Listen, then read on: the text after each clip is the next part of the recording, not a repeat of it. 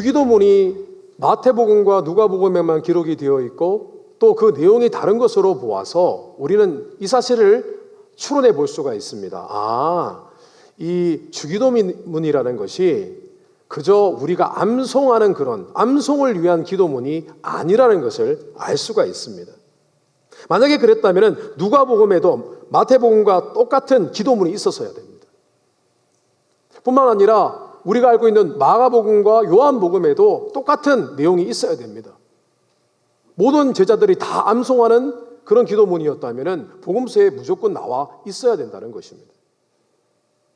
그러니까 예수님도 마찬가지고 제자들도 마찬가지고 이후에 주님 가르쳐 주신 기도를 받았을 때 그들은 이 기도가 그저 암송을 위한 기도문이 아니라 이 기도문을 통해서 기도의 본질을 회복하고 보다 깊은 기도로 나아가라는 뜻으로 이해했다는 것을 우리가 기억해야 됩니다. 그래서 오늘은 누가복음에 기록된 이 주기도문을 통해서 우리의 개인의 신앙과 영성, 이 기도를 책임지는 기도의 본질이 무엇인지에 대해서 잠시 말씀을 나누고 묵상하는 시간 갖도록 하겠습니다. 첫째로 기도의 본질은 아버지 대신 하나님께 기도하는 것입니다. 기도의 본질이라는 것은요, 하나님을 아버지로 모시고 하는 거예요. 이것이 기도의 본질입니다. 오늘 말씀해 보니까 제자들은 예수님께 이렇게 요청을 했습니다. 예수님, 세례 요한도 제자들에게 기도문을 가르쳐 주는데 저희들에게도 기도를 가르쳐 주십시오. 기도하는 방법을 가르쳐 주십시오. 라고 했습니다. 아마 제자들이 처음에는 실제로 기도문을, 암송하는 기도문을 배우기를 원했던 것 같습니다. 실제로 세례 요한은요, 당시의 선지자와 같은 사람이었습니다. 세례 요한이 신약시대의 사람일까요? 구약시대의 사람이라고 보는 것이 맞을까요? 사실 따지고 보면은 세례 요한은 구약시대 사람에 가깝습니다. 왜냐하면 예수님의 사역을 예비한 사람이기 때문입니다. 근데 당시에 선지자와 영적인 지도자들은 흔하게 자신의 제자들에게 자신이 기도하는 방법에 대해서 이야기해 주곤 했습니다. 심지어 유대인들도 기도를 할 때요, 그냥 막 개인적으로 아무렇게나 기도하는 것이 아니라 기본적으로 그들의 조상에 의해서 배웠던 기도문을 암송하는 것이 대부분이었습니다. 이것이 하나의 흐름이었습니다. 그런데 예수님은 제자들의 의도와는 달리 암송 기도문을 주신 것이 아니라 정말 우리가 기도해야 되는 기도의 본질에 대해서 가르쳐 주고자 하신 것입니다. 오늘 예수님 이렇게 말씀하셨습니다. 제자들이 기도하는 법을 가르쳐 주세요라고 하니까 예수님께서 아버지요라고 했습니다. 아버지요. 마태복음이요, 하늘에 계신 우리 아버지요, Our Heavenly Father, 하나님 아버지요라고 거창하게 표현이 되어 있지만은 누가복음에는 아주 단순하게 아버지요, 그렇게 기도하라고 했습니다. 그래서 주님께서 정말 가르쳐주고자 하신 것은요, 기도하는 것이 자체가 중요한 것이 아니라 기도는 바로 하나님 아버지께 하는 것이라는 겁니다. 하나님을 아버지로 여기고 하는 것이라는 겁니다. 기도는 하나님을 아버지로 부르는 것에서부터 시작을 한다는 겁니다. 사실 하나님을 아버지로 부르는 것은 예수님의 제자들에게는 매우 생소한 이야기였습니다. 어쩌면 그것은 신성모독에 해당하는 일이었습니다. 아마 제자들이 예수님께서 아무런 주저함이 없이 아버지여라고 했을 때 깜짝 놀랐을 것입니다. 어쩌면 주위의 눈치를 살폈을지도 모르겠습니다. 이런 말은 조심스러운 말인데 라고 했었는지도 모르겠습니다. 근데 제자들은 평소에 예수님께서 한적한 곳에 가서 기도하실 때에 예수님이 기도하는 가운데 무언가 매우 다른 점을 발견했습니다. 그것은 바로 하나님과의 친밀함이었습니다. 예수님은 보다 깊은 기도를 하고 계셨습니다. 그런데 그 비밀은 바로 예수님께서 하나님을 아버지로 여기고 기도했던 것이고 실제로 하나님을 아버지로 불렀던 것입니다. 이 일들은 제자들에게는 혁명과도 같은 일이었습니다.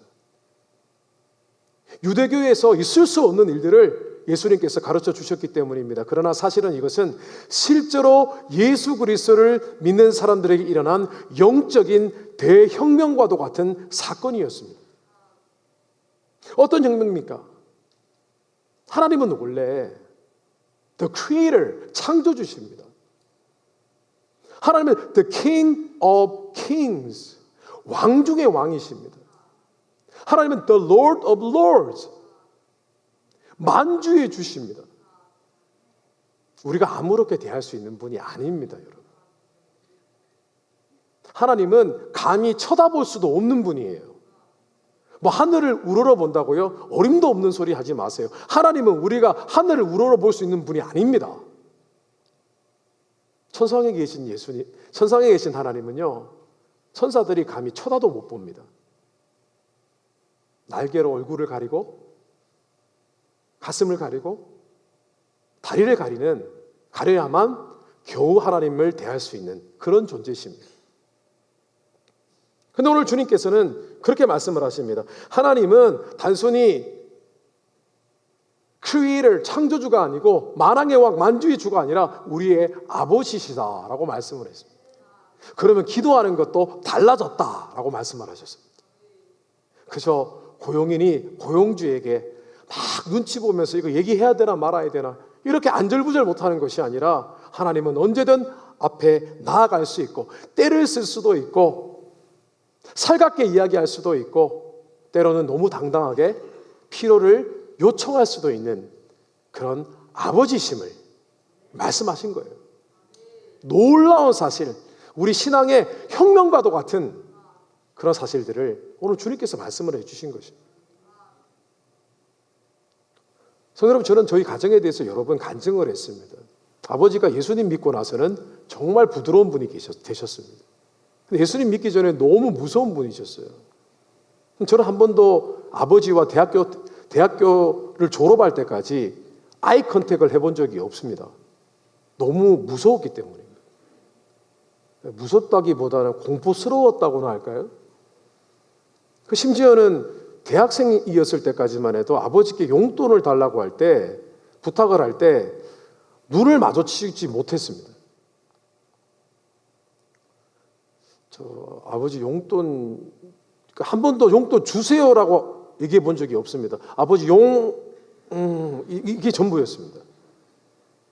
그 말을 하는데도 10분, 20분을 고민을 할 정도였습니다. 뭐 아버지께서 인색하시거나 저희 가정이 넉넉지 못했다거나 아버지께서 용돈 주실 때마다 무슨 훈계를 하셨다거나 그런 적은 한 번도 없으십니다. 그런데 그것이 참 힘들었습니다. 나중에 저희 형님과 저는 그런 어떤 이 트라우마 같은 게 있어가지고 이후에 자녀를 낳고 자녀를 키울 때 자녀들에게는요 굉장히 후회했습니다. 자녀들이 뭐 아빠 뭐 필요해 그러면은 그래 제일 좋은 거 사. 허풍이죠. 그렇게 얘기를 하고 또 자녀들은 또 그렇게 얘기를 하면은 또 어떻게 알아요? 또 부모님의 형편을 다 알고 있습니다. 어린 자녀도 알더라고요. 지금 그렇다는 게 아니라 이 자녀가 그랬습니다. 아빠 돈 없잖아. 그럼 또 비참해집니다. 그럼 또 이렇게 얘기하죠. 아빠 가진 거 돈밖에 없어. 무슨 소리 하는 거야. 다 압니다. 근데 아이는 웃습니다. 왜냐하면 마음속으로 He really care about me. 아빠가 나 사랑하는구나. 더 주기 원하는구나. 그렇게 생각을 하는 것이죠.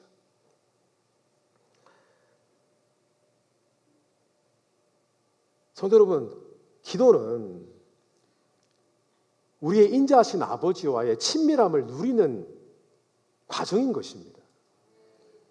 기도를 하는 것 자체가 중요한 것이 아니라 기도를 함으로써 하나님과 자녀의 아름다운 관계를 누리는 것입니다.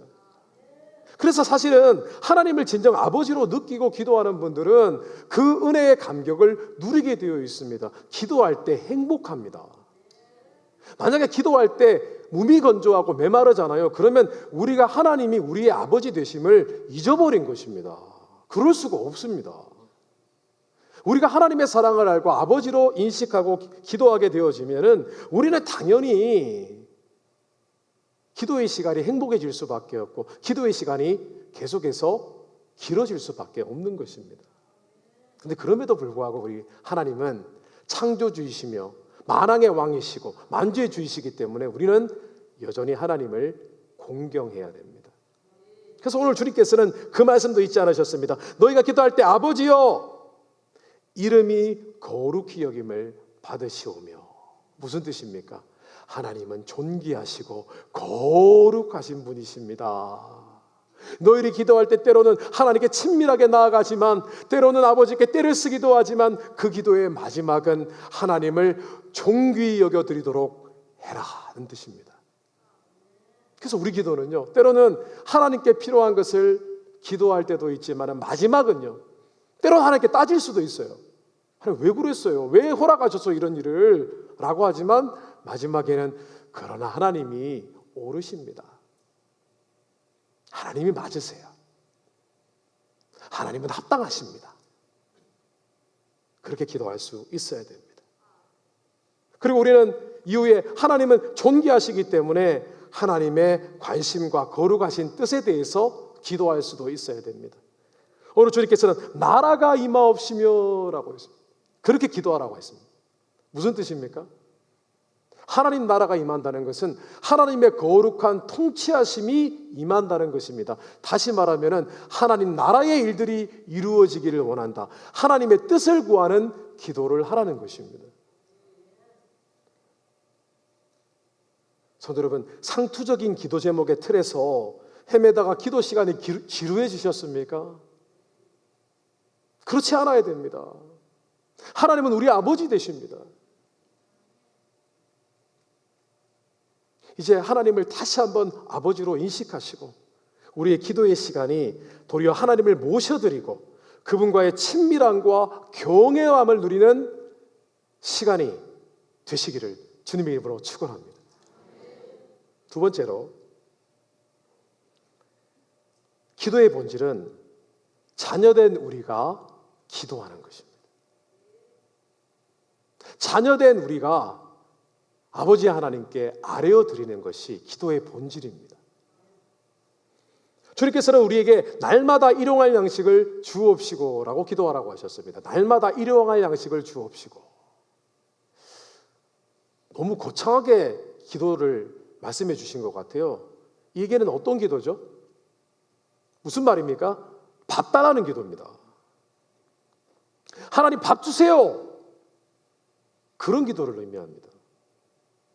그런데 사실 이 기도는요, 깊은 의미가 있습니다. 이 기도는 우리가 바로 하나님 아버지의 참된 자녀가 되었다는 것을 말씀해주는 기도문입니다. 이 세상에서 아무런 대가 없이 그냥 아무 때나 밥 주세요 할 수 있는 관계는 어떤 관계일까요? 자녀가 부모님께 할 수 있는 요구입니다. 세상의 식당에 가서요, 돈도 안 내고 밥 줘! 라고 하면 줄 사람 아무도 없습니다. 그러지 마십시오. 정신 나간 사람으로 봅니다. 그러나 부모님께 밥 줘!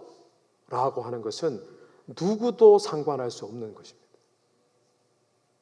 일용할 양식을 주옵시고, 일용할 양식 매일 밥 달라는 겁니다. 누구한테만요? 자녀만 할 수 있는 얘기입니다.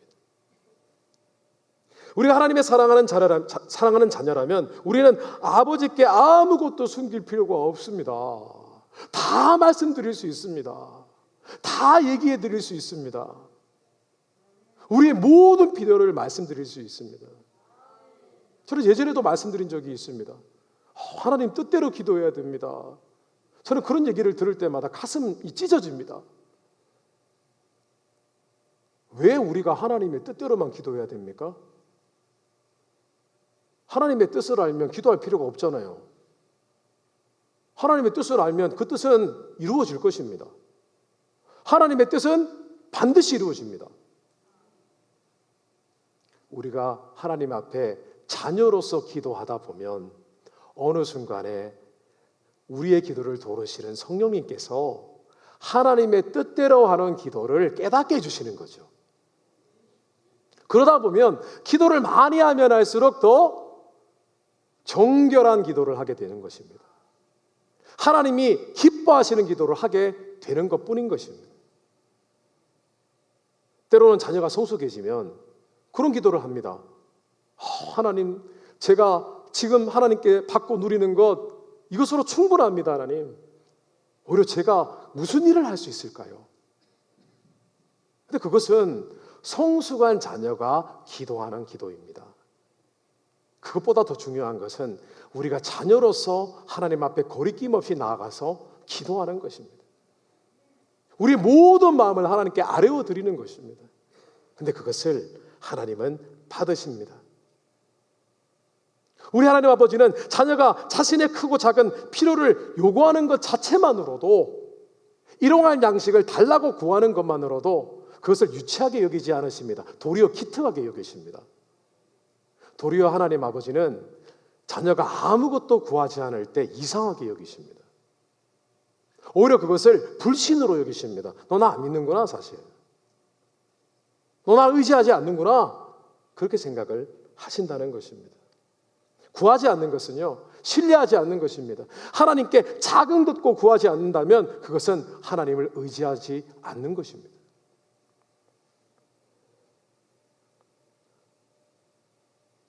성도 여러분, 복음서에는 탕자의 비유가 나와 있습니다. 근데 흔히 우리가 탕자의 비유를 읽으면서 간과하는 부분이 있습니다. 놓치는 부분이 있습니다. 어떤 부분이냐면요, 바로 탕자의 형에 관한 이야기입니다. 우리 탕자의 비유를 읽으면 주로 탕자의 회개했던 얘기, 그리고 아버지의 사랑에 대해서 묵상합니다. 근데 사실 우리는 탕자의 형에 대해서 묵상해 볼 필요가 있습니다. 동생이 돌아왔습니다. 아버지가 물려주신 재산 다 탕진하고 돌아왔습니다. 그랬더니 아버지가 사랑으로 덮어주십니다. 허물을 다 덮어주십니다. 그랬더니 형이 화가 났습니다. 시기 질투가 났습니다. 그래서 물어봅니다. 아버지, 저가 아버지를 모실 때에는 제가 친구와 함께 염소 새끼 한 마리도 잡아주시지 않더니 어떻게 이 아버지의 재산을 탕진한 사람, 이 아들을 그렇게 잘해주십니까? 라고 얘기를 합니다. 그때 아버지가 이런 말씀을 하십니다. 얘야, 너는 항상 나와 함께 있으니 내 것이 다 내 것이로 돼. 무슨 말입니까? 야, 내 재산이 다 내 재산인데 내가 언제 너한테 안 준다고 했니? 너가 나한테 요구하지 않았잖아. 얘기 안 했잖아. 라고 대답한 것이었습니다. 그러니까 탕자의 영은 아버지를 오해했던 것입니다. 늘 아버지를 위해서 일한다고 생각을 했던 거예요. 그래서 그 마음에 노예 근성이 있었던 거예요. 아버지는 그냥 말도 안 하고 그냥 항상 나를 부려먹는 분이구나 라고 오해를 했던 것입니다. 아버지를 오해하니까 아버지께 구하면 당연히 아버지께서 들어주실 것인데 아무것도 구하지 않았던 것입니다. 근데 정말 이상합니다. 아버지의 재산을 다 탕진한 탕자가 더 자녀다워요. 당시에 부모님이 임종을 맞이하기 전에 어떤 유언을 남기기 전에 아버지에게 재산을 요구하는 일은 아주 파렴치한 짓이었습니다. 그럴 수도 없었어요. 근데 탕자가 아버지한테 가가지고요, 아버지 재산 주세요. 내놔 이랬습니다. 주셨어요. 나중에 재산을 다 탕진하고 마음에 회개가 일어났습니다. 아버지께 돌아가서 이제 나는 아버지의 아들이 아니라 아버지의 하인처럼 종처럼 살아야지라고 하고 가서 실제로 아버지께 그렇게 얘기했습니다. 저를 종으로 대해 주십시오라고 했습니다.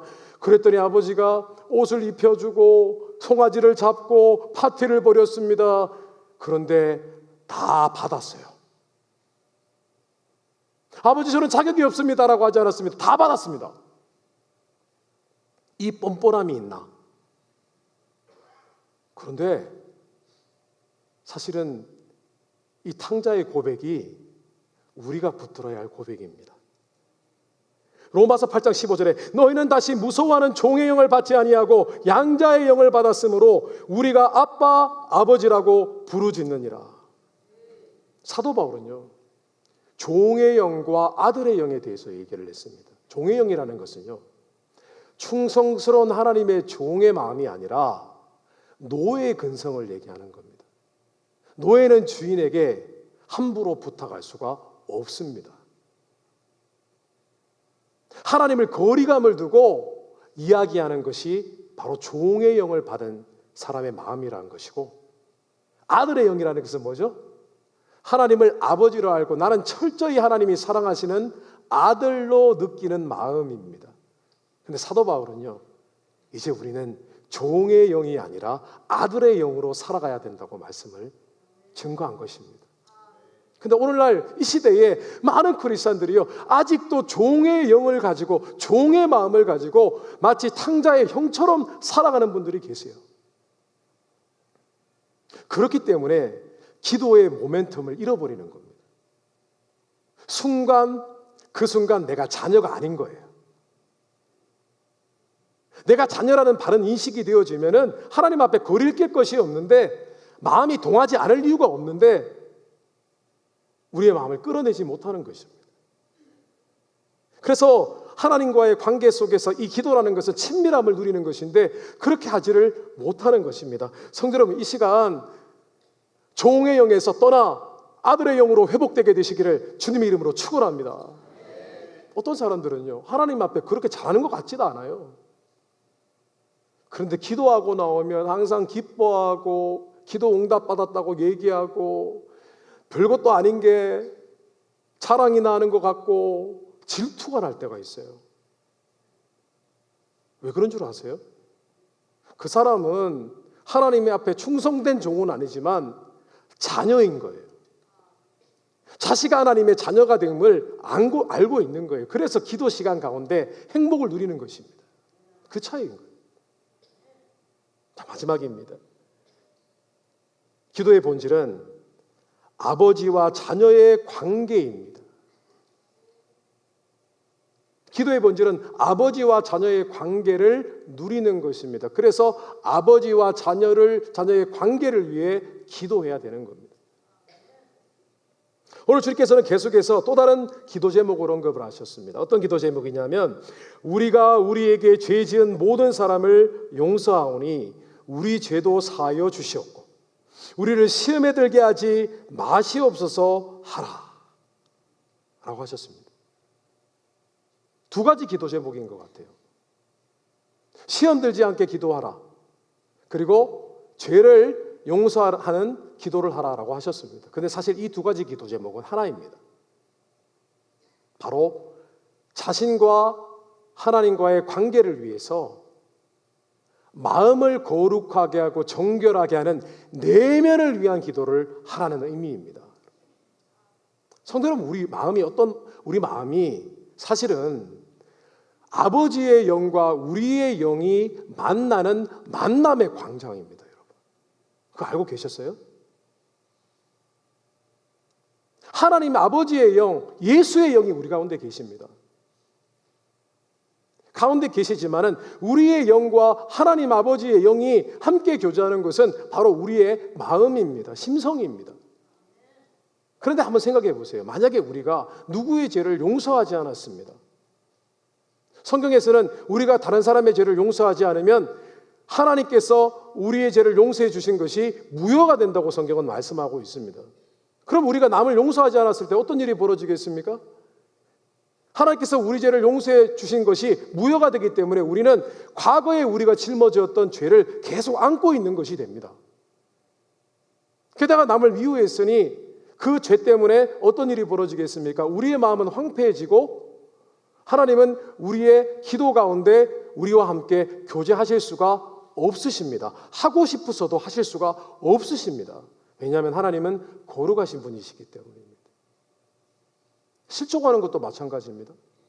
실족했다는 것은 누군가와 어려움이 있었다는 것이고 그 마음을 계속 붙들었다는 뜻입니다. 근데 주님께서는 그러지 말라고 하셨습니다. 시험 들지 않게 기도하라고 말씀을 하셨습니다.